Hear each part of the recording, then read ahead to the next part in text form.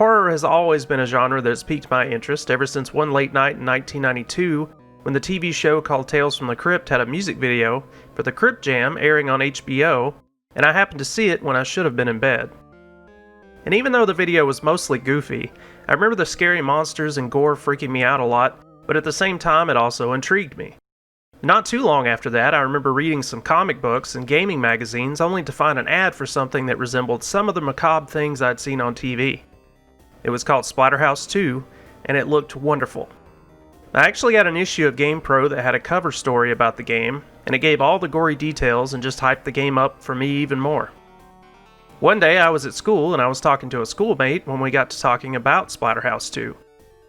They told me that they had the game, and since they weren't really playing it or their Sega Genesis at the moment, that I could borrow it. Now I had to wait until everyone in my house had gone to bed before playing it, but the game didn't let me down whatsoever.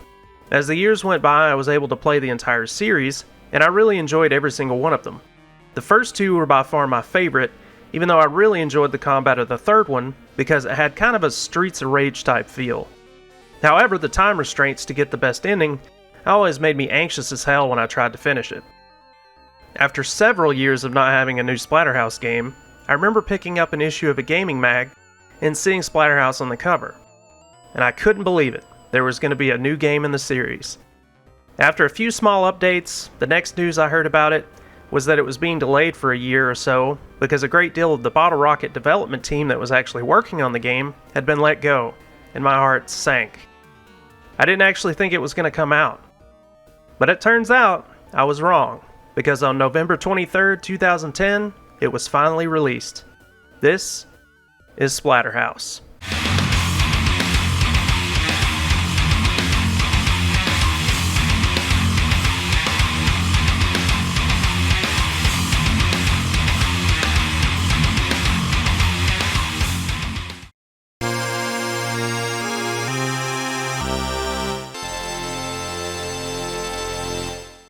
The Splatterhouse series has never really been known for its story. The things that primarily made the game stand out were their over-the-top gore, creepy visuals, and brute of a protagonist, Rick Taylor, wearing the terror mask. Which in the first game just made him look like Jason Voorhees from Friday the 13th, except in the TurboGrafx 16 version where his mask was red due to the fear of a lawsuit from Paramount Pictures. Thankfully though, for the Splatterhouse reboot, comic book writer Gordon Rennie, who also worked on books like Judge Dredd and Rogue Trooper, was brought on board to take what little story the first games had and expand the whole thing greatly. Now I have to say he did a wonderful job here. The story begins with Rick Taylor and his girlfriend Jenny entering the house of Dr. Henry West, where Jenny plans to do a report on him for the Miskatonic University's newspaper. Things don't go exactly as planned.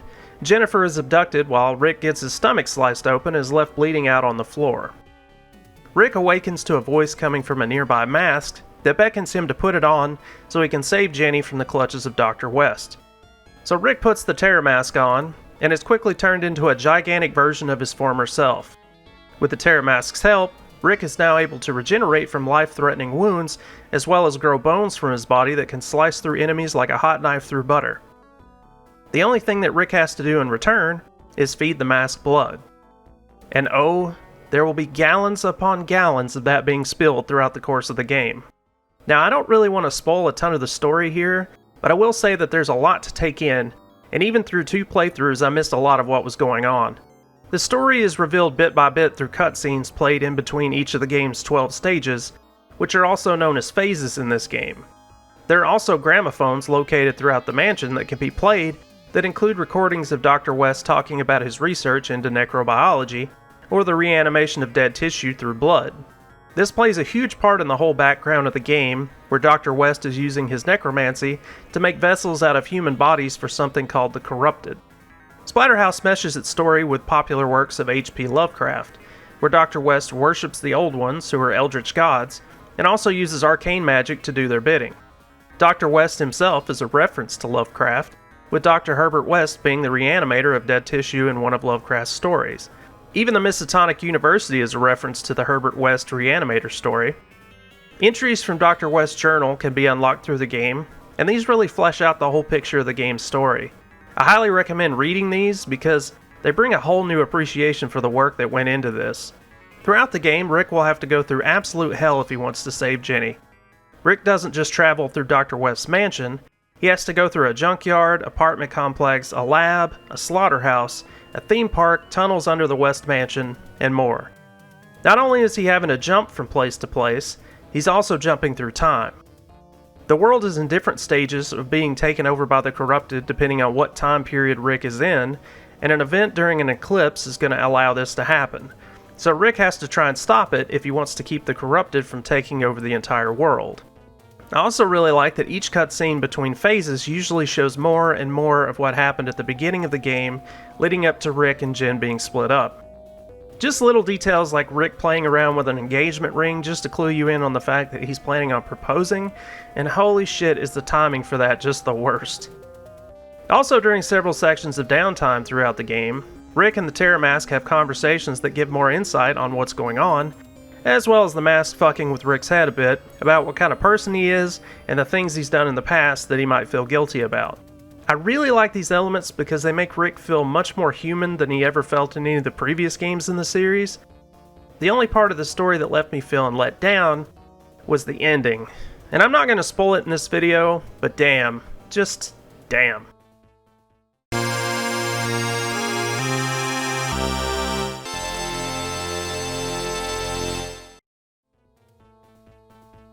After Rick gets equipped with the Terror Mask, he gains the ability to bash enemies with extreme prejudice. He has a meter that fills up with necro energy that comes from the blood of enemies. This allows Rick to be able to either hulk up and do massive damage with bones protruding from his skin, or even siphon blood from enemies so he can regenerate from damage. An enemy from the old games called boar worms return in the reboot, but this time they're just found in objects in the background of stages that can be destroyed. Killing these boar worms will give Rick a great deal of blood. And another great thing about collecting blood from enemies and boar worms is that it also fills a little jar shown on screen, and this blood can be used for upgrades that can do a large mixture of things. He can learn new combos, increase the range in which he siphons blood, have less of a cooldown in between shots when using a shotgun, and can also increase his health and necrometers. There's so many skills to unlock that it takes almost 2 full playthroughs to obtain them. Rick's fists are what the player will be using for the majority of the game, and he has both light and heavy punches that can be strung into combos. His heavy punch can be charged up so it does more damage, as well as stuns bigger enemies. He can also do moves that help with crowd control, like running straight at enemies like a battering ram, or back-fisting a small group of enemies away from him. He can also run down an enemy, tackle them, get into mount position, and then proceed to beat their face in with his fists. In addition to all these attacks, Rick has a grab that can be either used to slam smaller corrupted around, causing damage to any enemies that are in the way while doing so, or throw them away from him, or if an enemy has a red outline surrounding them, he can do what's called a splatter kill. These are unique animations where it puts the player into a quick time event, where they can either do button presses, or hold the analog sticks in certain directions, or sometimes both. These seem to net Rick a good deal of necro, and give the player a little bit of a break from the fighting, and there are typically 2 different types of splatter kill animations per enemy type. These are just fucking brutal to say the least. Rick will smash their skulls, rip their jaws apart, and then reach inside and remove their lungs from the hole, rip their heads or torsos off the rest of their bodies, or even shove his fist up their asses. These are all showcased in a black background where the only thing the player sees are Rick, the enemy, and all the ensuing blood and gore. These are pretty damn cool to watch at first, but you'll be seeing them far too often at times. Some of them are decent in length and can get repetitive to say the least, but also with a lot of the bigger enemies, you'll be very happy to see that red glow and be able to pull one of these splatter kills off, especially if they've been eating away at your health with their constant attacks. The good news is Rick isn't just limited to using his fists for punishment though. Just like the old Splatterhouse games, he can pick up an assortment of weapons like 2x4s, pipes, baseball bats, meat cleavers, shotguns, arms, heads, and my personal favorite, the chainsaw. These all seem to have a limit on how many times the player can hit enemies with them before they break or run out of ammunition, but they really help thin the herd when it comes to taking on large groups. I found the meat cleaver to be fantastic for instantly slicing through some of even the most annoying foes into pieces, and the same goes for the chainsaw. Rick can run while using it and just tear through everything in his path.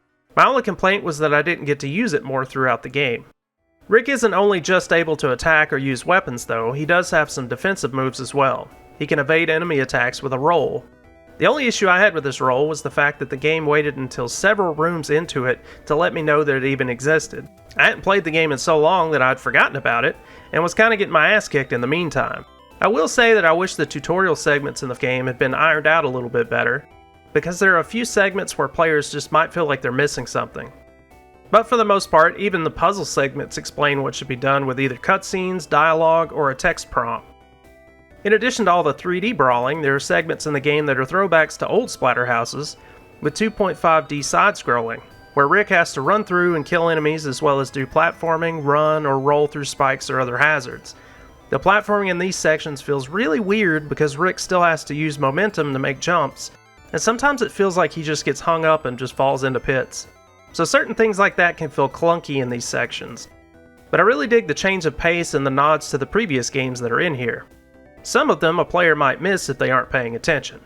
But overall these are pretty cool, but I do wish they felt a little bit more polished in the jumping category. Which brings me to my next topic, platforming. Splatterhouse has several sections where Rick either has to jump across platforms, or jump from one highlighted point to another highlighted point. Usually these segments are done while everything around Rick is falling apart, and so a mistimed jump will lead to a death instantly. I found these sections to be a blight on the rest of the game. Some of the jumps need to be made after an audio cue, like the terror mask telling you to jump, or you might not even be able to see where you need to jump next, and by the time you do, you're already dead. These tend to be frustrating, and thankfully the game only has a few of them. Splatterhouse pretty much has no backtracking whatsoever, so it's much like a ride where things are in high gear the whole time.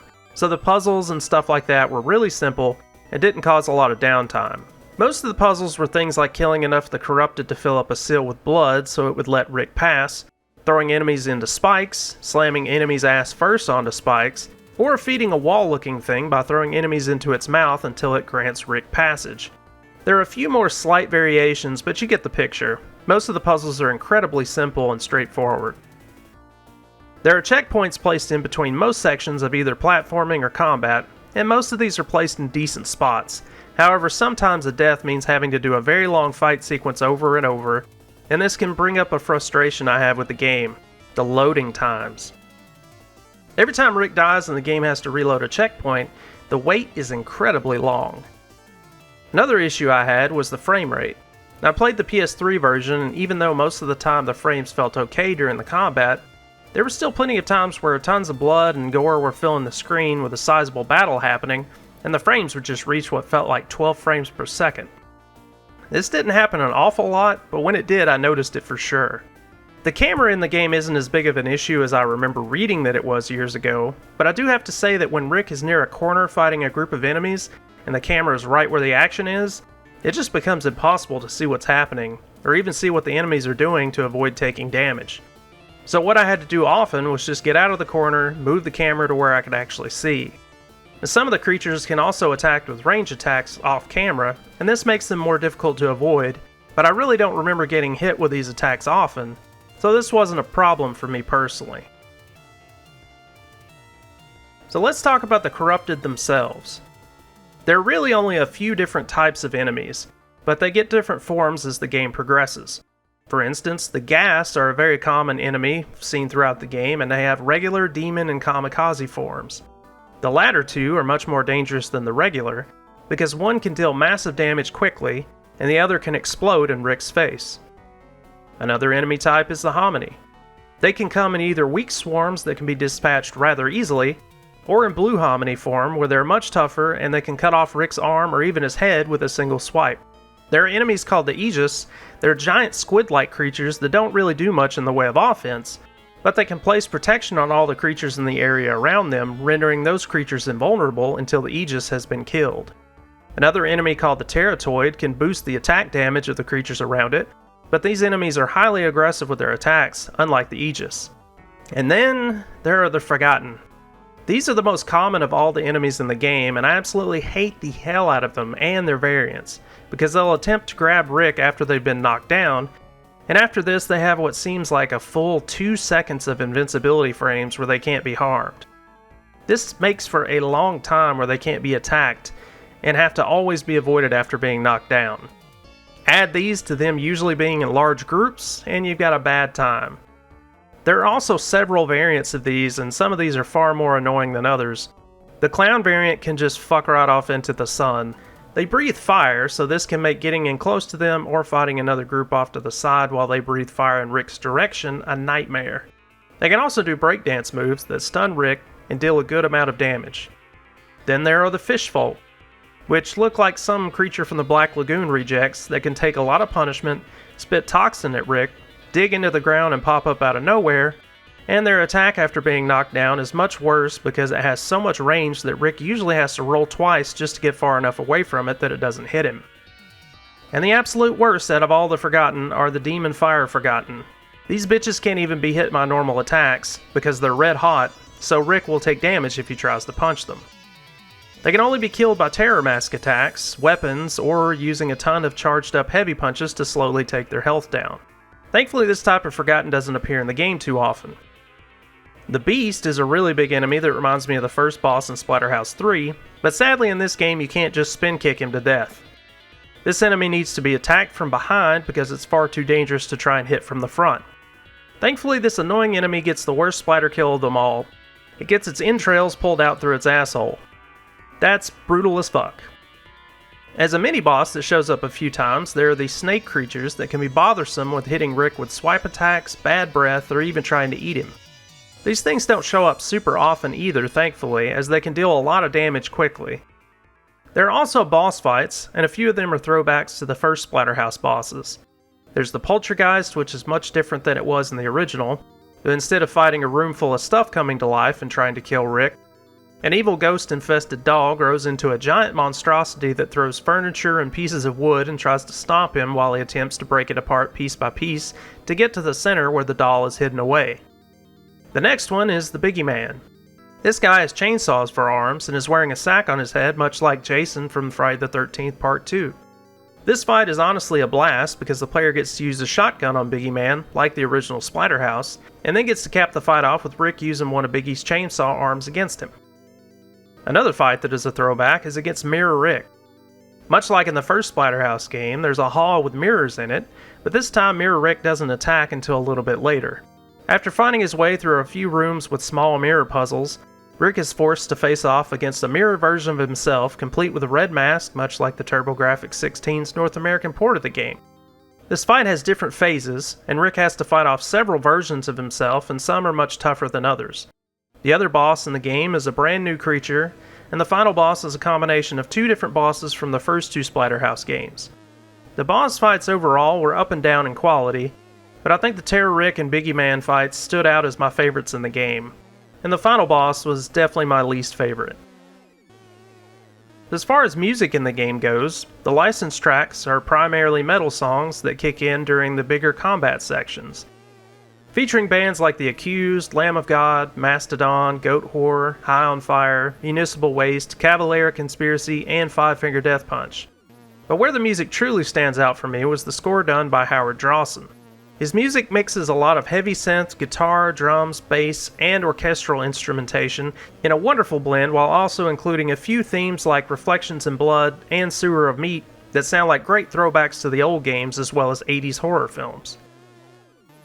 I also have to give major credit to all the voice actors in this game for doing great jobs in all their parts. Josh Keaton does Rick Taylor plenty of justice with being convincing as an everyman who is trapped in such a shitty situation. Chanel Workman-Gray does a wonderful job as Jennifer with being playful and fun with Rick during flashbacks and being frightened with Dr. West. I'm also sure that having to scream a lot can't be easy either. Richard Doyle plays Dr. Henry West and does a perfect job being convincing as a mad professor. But the standout of the game is Jim Cummings as the Terror Mask. You can tell he just enjoys the hell out of being able to let loose with this character. And after hearing him play numerous roles on shows that I watched growing up like Winnie the Pooh, Darkwing Duck, Tasmania, Spider-Man, Gargoyles, and Tiny Toon Adventures, it was really crazy to hear Jim get wild with some of the dialogue in this game. Another great thing this game has are the extras that are included. There's a survival arena where Rick can fight through hordes of creatures to unlock some secrets like risque pictures of Jennifer, in addition to the ones that can be found hidden throughout the campaign, and pages from Dr. West's journal that reveals much more of the story.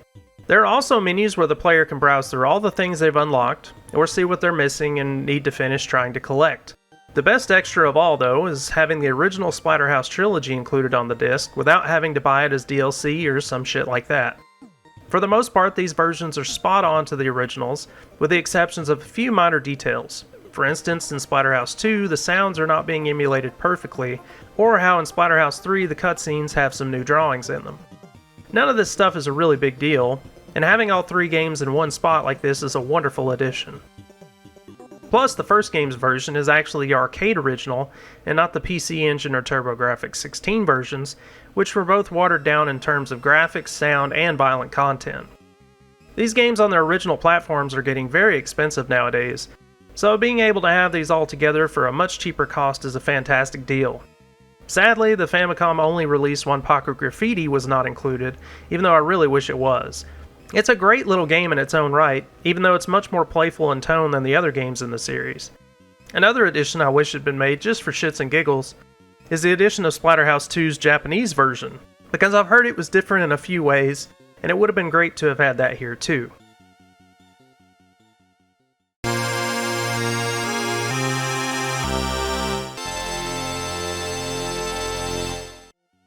Alright, so the time has come to talk about how I feel about the game overall after 10 years of existence.